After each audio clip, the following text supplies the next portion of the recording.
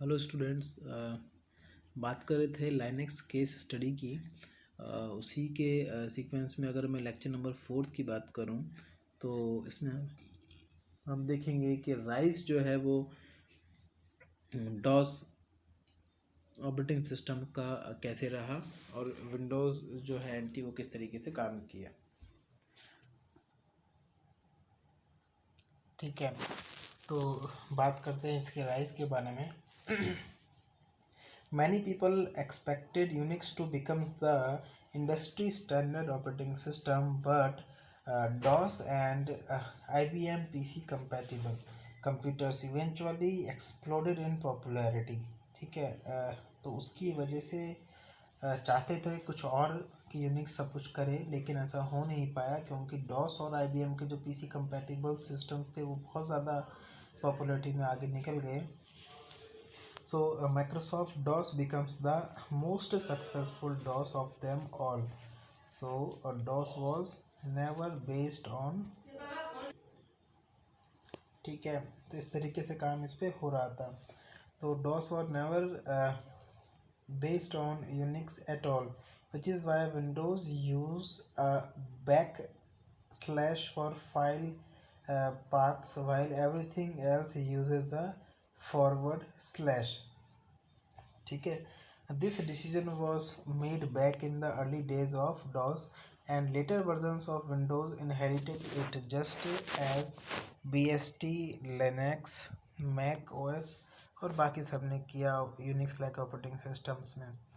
ठीक है, तो विंडोज़ 3.1, विंडोज़ 95, विंडोज़ 98 और उसके बाद के versions were all based on DOS. ठीक है, so Microsoft was developing a more modern and stable operating system at the time, which they named Windows NT for Windows new technology. Windows NT eventually made it way to regular computer uses a Windows XP, but it was available for corporations as Windows 2000 and Windows NT before that. So all the Microsoft operating systems are based on the Windows NT kernel today. तो Windows 7, Windows 8, Windows RT हम देखते हैं, Windows Phone आपने देखा, तो सब में Windows NT आपको देखने को मिलेगा. So Microsoft didn't start with a completely clean stable slate of course to maintain compatibility with DOS and old Windows softwares. ठीक है, तो यहाँ पढ़ लीजिए. फाइल्स के कुछ पार्ट्स का डिफाइन अलग तरीके से इसमें किया गया और चीज़ों को अलग तरीके से इसमें देखा गया कि कैसे मैनेज ये होंगी. Why it matters? Have you ever taken a look at the Mac OS X terminal or file system and noticed how similar it was to Linux and how different they both were from Windows? Well, this is why both Mac OS X and Linux and Unix like operating system. ठीक है, तो सब कुछ क्या है, terminal पर depend करता है कि टर्मिनल्स जो है वो किस तरीके से आपका काम में लिए गए और काम में आए हैं. ठीक है, अब अगर मैं यूनिक्स के फीचर्स और एडवांटेजेस की आपके लिए बात करूं तो portability. The system is written in high level language making it easier to read, understand, change.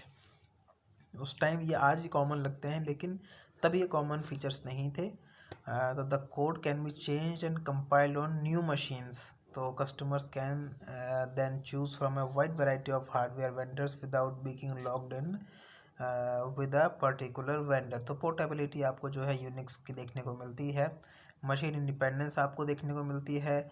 किसी भी मशीन पर आप इसका कोड जो है वो राइट कर सकते हो, तो वो अपने आप में बहुत रिवोल्यूशनरी था.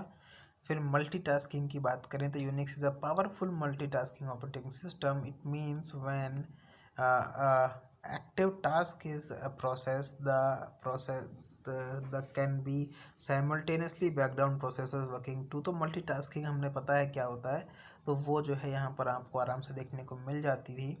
मल्टी यूज़र ऑपरेशंस भी आप यहाँ कर सकते थे। तो Unix is a multi user system design to support a group of users simultaneously. तो ये सारी मेहनत जो है वहाँ से स्टार्ट हुई। The system allows for sharing of processing powers and peripheral resources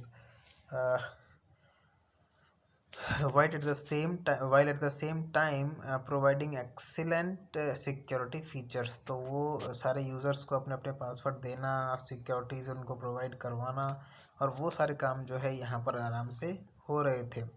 फिर आपका आता है हायरार्किकल फाइल सिस्टम। तो Unix uses a hierarchical file structure to store information. This structure has the maximum flexibility in grouping information in a way that reflects its nature's state। उसके बाद Unix shell आया। तो Unix has a simple user interface called the shell that has the power to provide the services that user wants। It protects the user from having to know the intricate hardware details. तो वो सब बताने की ज़रूरत नहीं है, but shell जो है वो पावरफुल टूल है इसको काम को, किसी भी काम को करने के लिए। उसके बाद में पाइप एंड फिल्टर्स की बात करते हैं। Unix has facility called pipe and filters, जो क्या करते हैं, वो दूसरे यूज़र्स को जो है परमिट करते हैं कि वो कॉम्प्लेक्स प्रोग्राम्स जो हैं वो आपके देख सके फ्रॉम सिंपल प्रोग्राम्स। तो क्या करता है, तो यूनिक्स है which permits the user to create complex programs from simple programs. तो ये भी आपका पाइप्स और फिल्टर्स के थ्रू होता है। यूटिलिटीज़ की बात करें तो Unix has over 200 utility programmes for various functions. New utilities can be built effortlessly by combining existing utilities. तो ये भी आपका जो है इस तरीके से मैनेज हो पाएगा।